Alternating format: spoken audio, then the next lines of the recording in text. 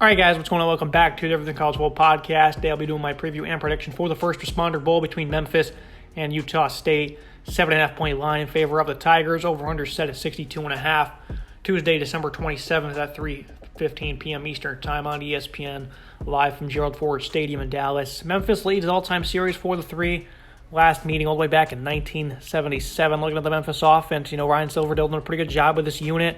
Since Mike Norvell left, it hasn't been as dominant during his tenure or as explosive, but this is still an offense that's very serviceable. It's one of the tougher ones in the conference year in, year out. Seth Hennigan, 3,200 yards passing, 19 touchdowns, 8 picks. He's also far and away the team's leading rusher in terms of attempts, 135 attempts for him. The next closest would be 97 from Javon Ducker. 315 and 4 scores for Hennigan on the ground. Ducker, 461 and 5 touchdowns. The NIU transfer has been very efficient this year, 4.7 yards per carry. 5.2 for backup running back Asa Martin. Those 392 and 7 touchdowns. Nobody really averages anything crazy on this rushing attack. Ducker leads with 38 yards per game. But they're not really committed to the run. This is a team that loves to air it out. I think they do a pretty good job of doing that. 4 different guys have 35-plus receptions. Caden Persocco at tight end, 593 yards and 6 touchdowns. Those are both team highs. Then you have, Javen Ivory, 46 receptions, 586, 5 touchdowns, and 532 yards for Eddie Lewis. And then Gabriel Rogers also, pretty identical production for him despite not finding the end zone this year. Memphis, this is a good offense. They, have balance. They're efficient on the ground. The yardage total isn't anything too eye-popping. But Hennigan, leads a pretty stout unit here. 45% conversion rate on third down. Hennigan's a tough player. Second year as a starter. 6'3", 210 from Denton. It's a bit of a home game for him. I think he's really improved this year. And much more efficient. 63% completion rate. That's a few points higher than it was last year. Not as many yards, of course, but I think they've certainly had a better ground game than last year. And then, you look at the offensive line. Davion Carter, exceptional pass blocker from him. Pretty average unit up front for Memphis, but this is an offense that, gets their yards, gets their points. Looking at the Utah State offense, this is a unit just fell off completely. Last year, this was a very good offense, one of the nation's best. I would say Logan Bonner was terrific. Expected him to have a big year coming into this season, but not even close. He was not very good in the first 4 games of the year. Then he got hurt. Ends 8 picks, 6 touchdowns, unless he plays in this game, which he might. Unlikely, though. Cooper Legis, he's been the starter for a bulk of the year. Hasn't exactly been great himself. 61% completion rate, 11 touchdowns, 9 picks, 1,465 yards for him in about 9 games. And, Devon Tompkins leaving just really hurt this passing attack. This is a guy that had 1,700 yards a season ago, and they still return veterans that have played in this system for years, and just nobody could really account for his lack of speed and playmaking. Brian Cobb, 70 grabs, 844 yards, 4 touchdowns. Terrell Vaughn, 52 for 590, and a team-high 5 touchdowns. And then Justin McGriff, 30 for 438. Thought he would have a phenomenal year. I thought he would have a 1,000-yard season, but he was certainly the senior has not lived up to expectations. And the running game has certainly been held in check as well. 1,000 yards for Calvin Tyler. Hard-earned, though. 237 attempts.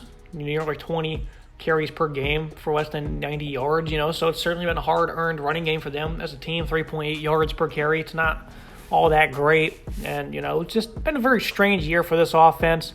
23.5 points per game, just awful. It's not really good, especially last year. They're putting up close to 40. Passing numbers way down. Rush yards per game, I think, it's still pretty average to where it was last year. Heavily improved offensive line for Utah State. Still a less than stellar unit for the Aggies, but compared to where they were last year, much better. It's one of the things that actually got better with their offense, I would say, compared to last year. Looking at the Memphis defense, led by linebacker Xavier Collins. This guy's phenomenal, highly graded guy in coverage. And you look at how many tackles he has. This guy, his production's pretty absurd for what he's been able to bring to the table for them. 7.5 tackles for loss. That's second on the team. 104 stops, 3 picks. He's just been good top to bottom. I think Collins is by far, he's been a leader for a number of years now. Certainly getting the job done this year. Tyler Murray, another senior linebacker. Quindell Johnson, he's also been another one of those guys who's been a clear bright spot here for them.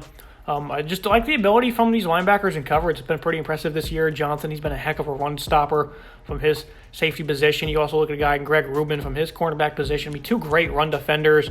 This is a defense that's pretty underrated. Certainly, they've never gotten much credit. And 27 points per game, it's still, a unit probably not worth as much respect. 372 yards per game allowed. I'd say this is a pretty good run defense, though. And those DBs, their ability to get downhill is certainly a big part of it. 17 sacks as a team. Jalen Allen, Cromartie Hamilton, the two leaders up front on the defensive front. That's not good. 17 sacks, among the nation's worst in that category. Same with the tackles for loss. Maybe that's something that this offensive line can take advantage of because, they can certainly ground and pound with Tyler. He's a tough back. Maybe hit some plays over the top. You look at Quindell Johnson, though, again, 4 interceptions along with his run-stopping abilities. It's been very impressive. Some strong individual players from this unit. It seems to be the case year in, year out with this type of defense. But, again, Collins Johnson, Tyler Murray, a handful of Greg Rubin, even, a lot of these guys, very good individual ball players. This is a defense, though, that I think matches up well here with their ability to stop the run, 250 yards per game through the air. Not, the worst number, certainly towards the bottom of college football. But, I still think they're going to be able to control the line of scrimmage quite well. They're facing some tough pass catchers, which is not good when you're 98th against the pass. But I definitely think that their ability, the collapse against the run is certainly going to be a big part of what they're going to be able to do in this game. Because the Utah State defense, this is a unit that's not very good against the run, but they're pretty stout against the pass. 198 yards per game allowed. The completion rating by opponents, 53.6%. That's one of the better marks in all of CFB. They've yet to allow 70% in a game this year. They have given up 24 touchdowns, snagged 11 interceptions, and they certainly have their issues at times. Hunter Reynolds, one of the top safeties in the country, leads that back end. Big fan of his. Michael Onwuanumu, 10 pass breakups, 43 tackles for him. This is a very good defense at times. They still give up 31 points per game, 119th in run defense. Give up almost 400 yards per game as a whole, but I do think the secondary is certainly a lone bright spot for them. This defensive line, only 23 sacks, led by Daniel Grzeski. On the defensive front, 6.5 sacks, 10 TFLs for him. This is a team last year that had, I think it was 110 tackles for loss or a number of that nature. I mean, they were really getting after it last year, down to about 80 this year, which is still a pretty good number. This defensive line and some of these linebackers really get into the backfield. But for the most part, this is a unit that certainly still struggles. A.J. Vong Pachania, a linebacker, 92 tackles for him, leading the way. And then, Byron Vaughn's a veteran at defensive end. This is a team that's certainly been really beat up. Guys like Irvin Hall, Ike Larson, they've not been able to play, for the last couple weeks. Hall has missed the last month, probably won't play in this game. And Larson, whenever he's been playing, he's been great. He did miss the last game, so I'm not sure what the injury status is on them. If those DBs can't get to go, that's certainly going to be a big blow for them because they've been great coverage assets, especially Larson, true freshman, 4 picks for him. So this is an interesting unit. I think they're really good against the pass, but it looks like they're a little beat up in the secondary. Even if those guys get to go, will they be 100%? Not sure. They do struggle a good bit against the run and getting into the backfield. They're certainly not as stout as they were a year ago. Looking at final thoughts on the prediction. Keys to the game for Memphis, get the run game going versus, a playmaking secondary, for Utah State. Front 7 needs to get some pressure, collapse the run. Offense finds some points. I think this is going to be a close game. I think Utah State will cover. Memphis will win outright. 35-28 is the score prediction. This is going to be an interesting game. I think they're certainly going to have their struggles throwing the ball. But I think they're going to be able to run the ball, too. It doesn't matter really how good or bad you are running the football. When you're playing a run defense like this, you're going to have your yards. And this is an efficient running attack with these backs. Ducker, Thomas when he's involved, Asa Martin, and then Hennigan himself will probably make some plays on the edge. So I think it's going to be an interesting game. One of those ones that, again, no one really cares about probably, but I do think it's going to be a pretty close one with Utah State covering. Tough game to predict, though. This is probably one of the harder ones and the less thrilling ones on the slate. It's going to be it for today's episode, though, guys. Make sure you like, comment, subscribe. See you next time.